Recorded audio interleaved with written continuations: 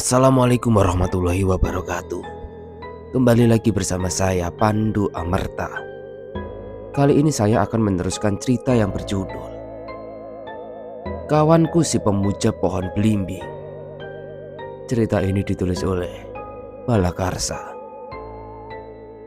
Dan yang baru datang di channel ini, jangan lupa untuk mengklik tombol subscribe dan lonceng notifikasinya, biar kalian gak ketinggalan cerita-cerita misteri lainnya. Gimana kelanjutan kisah ini? Langsung saja kita memasuki ceritanya. Kawanku si Pemuja Pohon Belimbing.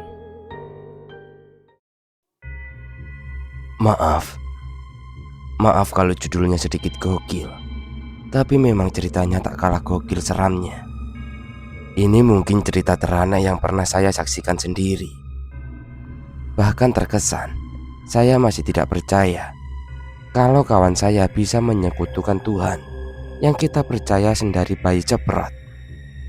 Semoga tidak ada yang seperti kawan saya. Naudzubillah. Kejadian itu bermula ketika kawan lama saya yang dulu pernah saya kenal dalam pendakian semasa SMA. Kami mengenal dengan akrab dalam beberapa tahun.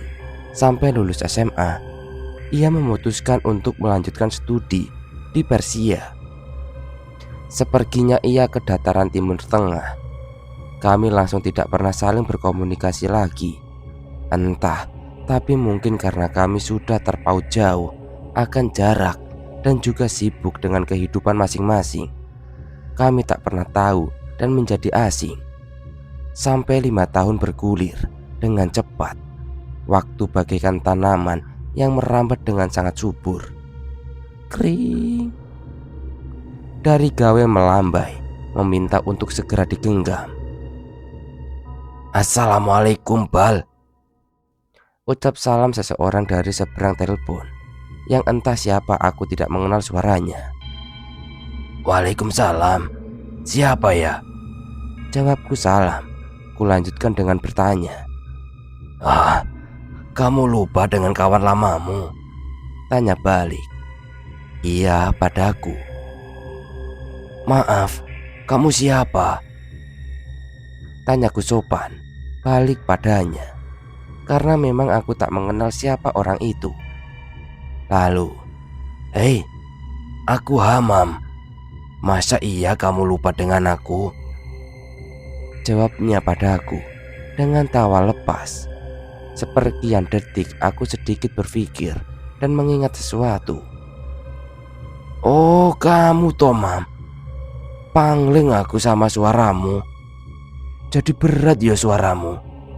Tapi nggak terdengar seperti suara rakyat. Ledekku. Kurang asem. Dari dulu kamu nggak berubah. Bercandanya ada aja. Yang di ujung jurang. Meski candaan itu hanya keluar ketika sudah benar-benar kenal kamu aja. Dikurangi bercanda yang kayak gitu. Ingat, kita itu minoritas. Palu keadilan selalu memukul yang tidak berdaya. Ceramah Hamam. Halah Mam, mentang-mentang kamu udah belajar di Timur Tengah, kamu jadi suka ceramah. Tapi aku sedikit suka dengan sikapmu. Kamu udah berubah. Nggak kayak dulu yang mabuk agama. Sekarang jadi lebih bijak dalam menegur orang lain. Aku masih ingat kalau kita naik bareng dan aku bercanda tentang penderitaan rakyat dan kenakalan remaja. Kamu selalu menegurku dengan keras. Bahkan kamu sampai mengeluarkan hadis-hadis beserta ayat-ayat suci untuk menegurku. Jadi dewasa juga menyenangkan ya. Itu pun kalau kita bisa menerima dengan lapang dada akan kegagalan dan pencapaian yang telah kita lalui sebelumnya. Jadi dewasa, ucapku panjang lebar. Malah curhat. BTW, aku udah pulang ke Indonesia beberapa pekan lalu. Main ke rumah sini. Sepi di rumah, gak ada siapa-siapa. Hitung-hitung aku juga mau balas dendam karena kamu gak pernah balas SMS-ku. Di telepon juga tidak bisa. Dasar payah, ucap Hamam. Maaf, HP ku aja yang lama itu rusak. Aku ganti baru. Toh kartu lamaku juga udah hangus, ucapku. Alah, banyak alasan kamu kampret. Cepat kesini, nanti kita bakar-bakar ayam, ucap Hamam. Loh, bentar Mam. Bukannya dulu aku pernah main ke rumahmu dan abimu marah-marah. Enggak jadilah. Males kalau kejadian itu keulang lagi. Malu, ucap keluhku. Tapi aneh, Hamam tiba-tiba terdiam. Ada sedikit suara gigi yang saling dibenturkan. Dan sebenarnya aku pulang ke Indonesia karena abi dan umiku meninggal akibat kecelakaan. Jantungku seperti berhenti dalam beberapa detik. Lalu kurasakan pompaan darah begitu cepat naik ke jantungku. Apa? Bodoh. Aku tak sadar sudah menyakiti hati seseorang tanpa sengaja. Innalillahi wa inna ilaihi raji'un. Maaf Mam, aku nggak tahu, ucapku penuh penyesalan. Nggak apa-apa kok. Namanya juga takdir. Mau kita berbuat bagaimana juga, tidak akan bisa mengubahnya. Ya udah dulu deh ya. Aku ada acara. Kalau mau main ke sini kabarin aja. Oke. Makasih waktunya, Bal. Wassalamualaikum, ucap Hamam. Lalu telepon tertutup. Waalaikumsalam, Mam, jawabku meski telepon sudah tertutup. Aku senang Hamam sudah semakin dewasa. 1 minggu kemudian, waktu itu aku ke rumah Hamam. Sepi dan tak ada siapapun. Waktu itu masih sore dengan gemerlap jingganya. Kubuka gerbang tinggi dengan beberapa tanaman rambat yang melilitnya.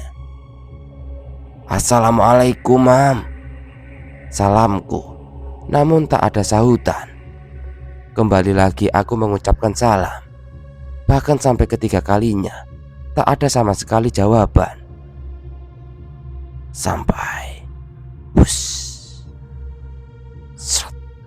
terdengar suara benda tajam, tetapi seperti lembut, yang disebatkan entah kemana. Aku ikuti suara itu. Dan dari mataku ini, kulihat Hamam sedang menyayat-nyayat tubuhnya sendiri dengan pedang yang sedikit lentur. Darah bercucuran dari luka yang ia buat. Tapi aneh, tak ada sama sekali terlihat wajah kesakitan di parasnya. Malah wajah bahagia yang ia tunjukkan. Ngeri. Aku masih mengamatinya dari kejauhan. Tapi lama-lama aku tak tahan dengan apa yang sedang dilakukan Hamam. Sampai-sampai ketika ia memposisikan pedang itu ke lehernya, ia dengan memejamkan mata dan senyum yang seolah bahagia. Aku sudah tidak tahan. Hamam, teriakku dengan keras kepadanya. Sontak Hamam langsung membuka matanya. Tapi aneh, matanya tidak seperti mata manusia pada umumnya. Pupilnya begitu kecil, mungkin hanya seukuran setitik tinta. Kamu sedang apa, Mam? Kenapa kamu menyakiti dirimu sendiri? Tanyaku serius pada Hamam. Ia hanya cengengesan, tidak menjawab sama sekali, bahkan seolah ingin mengalihkan pembicaraan. Mam, jawab Mam, desakku pada Hamam. Ia hanya mengelus kepala, lalu tersenyum. Gak apa-apa kok, aku cuma sedang latihan ilmu kebal. Ternyata tidak kebal. Jawabnya dengan kata remeh-temeh.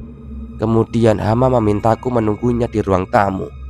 Aku menyetujuinya. Kamu bebersihlah dulu, nanti aku rawat lukamu biar tidak infeksi, ucapku pada Hama sambil berjalan menuju ke dalam rumahnya. Ia kembali tersenyum.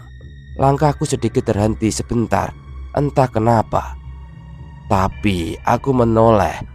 Ada yang sedikit aneh dari Hamam. Sepintas kulihat ia seperti sedang berbicara, namun dengan bahasa Ibrani, Arab, dan juga bahasa Farsi. Mungkin akan sedikit terdengar seperti doa-doa jika kita tak pernah mendengar percakapan dengan bahasa itu. Tapi aku bisa memastikan bahwa itu bukanlah doa-doa ataupun percakapan biasa, melainkan percakapan dan pujian kepada sosok tak kasat mata. Dan Hamam sedang berinteraksi dengan pohon belimbing besar itu. Sedikit bergidik ketika melihatnya, namun aku mencoba diam saja. Aku tak mau mencampuri urusan orang lain jika itu tak ada kaitannya denganku. Aku melangkah masuk ke rumahnya. Aku masuk ke rumahnya dan duduk di ruang tamu. Sebuah ruang tamu yang cukup nyaman, dengan beberapa pajangan-pajangan kaligrafi yang begitu indah. Nih, minum. Lemparan sebotol minuman coli-coli dari Hamam dilemparkan kepadaku. Dan makasih, Mam. Hamam berjalan pelan dan mendekat untuk duduk di sampingku. Kita mulai berbincang banyak hal. Meski aku penasaran akan apa yang diperbuat Hamam tadi, tapi tetap aku harus menahannya. Entah karena apa, tapi aku memiliki perasaan tidak bagus jika aku menyinggungnya. Bentar, aku belum sholat maghrib. Aku sholat dulu ya, pintanya padaku. Iya, aku juga mau sholat. Berjamaah aja kita, Mam. Kangen aku dengar kamu baca surat-surat pendek, bujukku pada Hamam. Tempat sholatnya gak muat. Aku duluan aja yang sholat.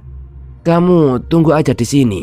Nanti kalau aku sudah selesai, baru kamu aku panggil, ucap Hamam. Aku hanya mengangguk. Hamam pun segera pergi untuk sholat. Cukup lama, bahkan terlampau lama. Karena jam maghrib itu singkat, aku memilih untuk menyusul Hamam ke lantai atas, karena katanya tempat sholat ada di lantai atas. Tapi ini mungkin hal-hal yang membuatku terkejut ketika aku mencari di mana tempat wudhu. Aku melihat salah satu bilik kamar yang pintunya sedikit terbuka. Ketika aku buka, aku lihat Hamam sholat, tapi dengan cara yang berbeda. Meski gerakan sholatnya itu memang serupa, tapi ia membelakangi kiblat. Dan ketika at-tahiyat akhir, ada sunnah bacaan agak terhina dari Fana Dajjal. Tapi Hamam sholat membacanya, tapi dalam arti yang berbeda. Ada beberapa kata yang dia ubah. Lalu entah itu nyata atau aku berhalusinasi, tapi samar-samar aku melihat sosok bertanduk dan berkata dalam bahasa Persia pada Hamam dalam mengadahnya. Tangan hitam itu juga meraih kepala Hamam seperti membersih sesuatu. Aku tak tahu apa yang dilakukan Hamam. Aku tetap diam dan mengunci mulutku rapat-rapat. Aku mau ambil air wudhu ketika ingin kembali ke bilik yang dimana Hamam tadi sedang sholat. Aku lihat Hamam dalam posisi sujud, tapi tiba-tiba plak, sesuatu memukul perutku dengan keras. Aku berbalik dan ternyata itu Hamam. Ini sajadahnya. Sajadah yang ini jangan dipakai. Tadi kena tikus, ucap Hamam sebelum menyodorkan sajadah baru. Makasih, Mam, ucapku terima kasih. Ya kalau ada apa-apa bilang aja, aku di bawah, ucap Hamam dengan senyum lebarnya. Aku hanya mengangguk pelan. Aku pun segera melipat sajadah bekas Hamam dan menggantinya dengan sajadah baru. Entah kenapa ada sedikit perasaan aneh ketika sholat. Masih kutunaikan dalam rakaat pertama dan kedua, seperti ada yang mengawasi dari sudut setiap sudut. Sampai di rakaat ketiga, kata pujian kebesaran itu ditirukan. Mulanya hanya satu, tapi mulai bertambah suara itu ketika ruku, sujud, dan kembali berdiri lagi. Ramai rasanya, ramai bagai sedang menjadi imam, dengan banyak makmum di belakangnya. Keanehan macam apa ini? Hambamu ini beribadah secara khusyuk, tapi kenapa ada aja kejadian-kejadian aneh seperti ini? Astagfirullah.